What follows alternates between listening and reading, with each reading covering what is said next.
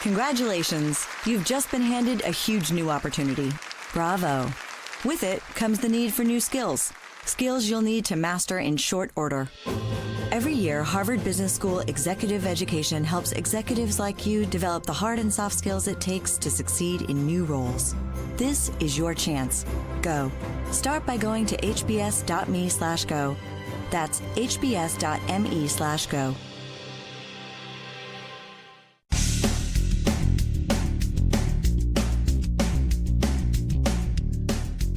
This is No BS Job Search Advice Radio, episode 1338. I'm your host, Jeff Altman, the Big Game Hunter, and welcome. Today I've got a show where I answer another question from someone. I actually did this one a while ago. I'm not really taking questions in this way anymore. If you contact me through Magnify, an app for iOS, that's MAGNIFI, and schedule time with me, I'd be happy to answer your questions, or you can contact me through Presto Experts. I do it that way. But when I recorded this originally, I was still taking questions from folks. Should I tell the recruiter that I have a counteroffer? Hope you find this helpful, and let's get going. Should I tell a recruiter that I have a counteroffer? I'm Jeff Altman, the Big Game Hunter, the head coach for Job Search Coaching HQ.com.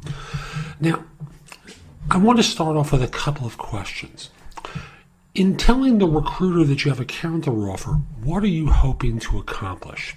Now, if you want to stay where you are, if your current employer has resolved every possible reason why you decided to leave, because it wasn't just about money, it wasn't just about a better job, it may have been involved with coworkers, it may have been about promotional opportunities, then stay.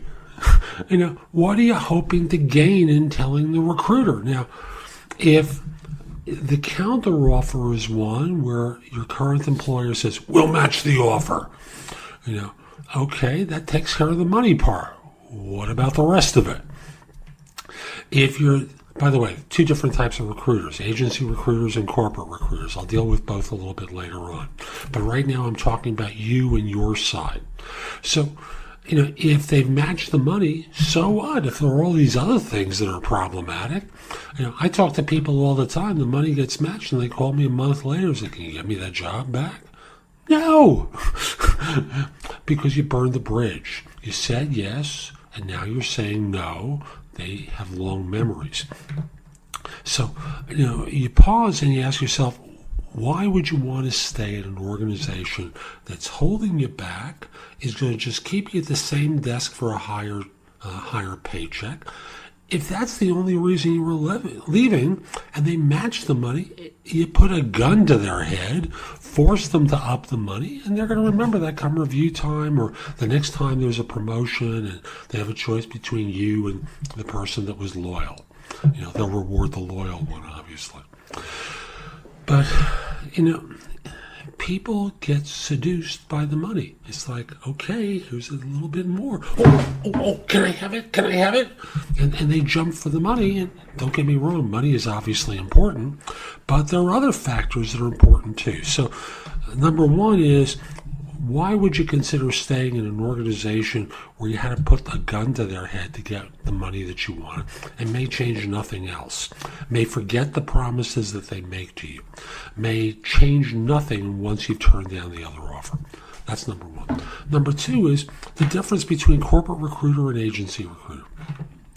Agency recruiter will probably pull out this notion of Counteroffers, The Road to Ruin, which was an article written many years ago in a publication for recruiters, where they try to persuade job hunters that staying at a current job after you've gotten a counteroffer will kill your career. Not because you burned the bridge, but because employers have long memories and they remember the disloyalty. And all they've done is give you your next raise a little bit ahead of schedule, nothing changes, etc. And they will beat you up relentlessly. And you have to very calmly deflect that and say, go to the client, see if they'll up the money. I'll do it for this. And it's got to be a little bit above, because if it's a lot above, forget about it. It's just a waste of time. With corporate recruiter will generally be a little bit more caring in how they approach this. Agency recruiters afraid of losing their fee, the big payday after all the work that they've done. Corporate recruiter will basically say, so why would you want to stay? What is it about this job that suddenly changed that makes it better than our job? Well, they match the money. Well, okay. What about all those other things that they haven't matched that we're improving on? And you may ultimately get to, I need a little bit more, but, when push comes to shove, they'll either be able to do it or not do it, and you're going to have to make a decision. So I'll just say that if it's only the money, remember, you put a gun to their head to get it. And if they've changed other conditions, then it's something worth considering. So caveat emptor, you have to be careful as you evaluate this. Yes, tell the other recruiters, have reasonable expectations about what you can get from doing it. And I'll just conclude by saying, statistically, what I've seen is that when people stay, problems arise later on. When you change, you're going into a new place with a halo around you. In some respects, it's easier. In some respects, it's harder.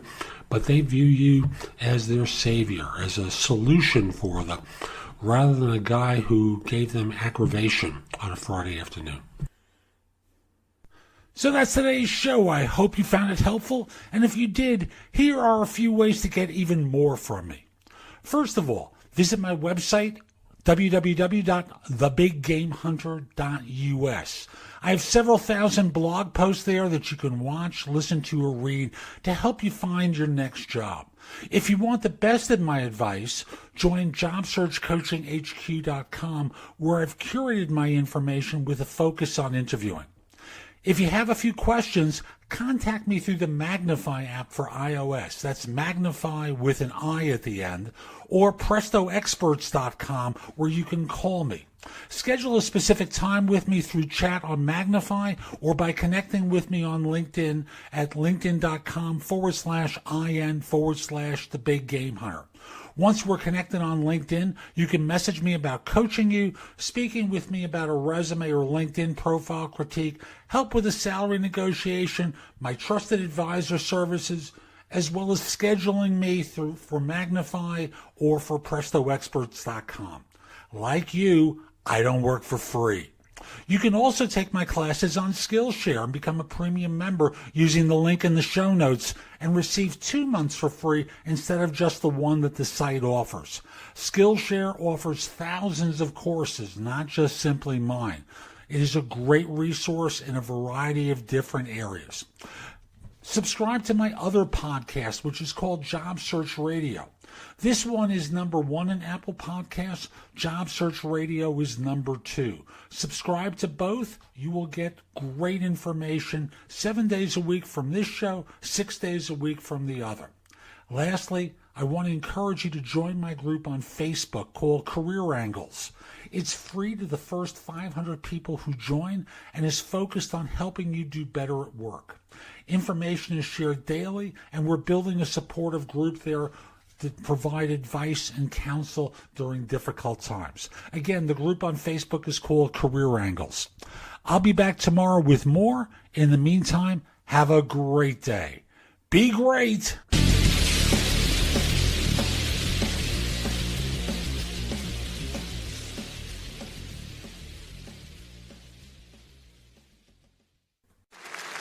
Congratulations! You've just been handed a huge new opportunity. Bravo! With it comes the need for new skills. Skills you'll need to master in short order. Every year, Harvard Business School Executive Education helps executives like you develop the hard and soft skills it takes to succeed in new roles. This is your chance. Go. Start by going to hbs.me/go. That's hbs.me/go.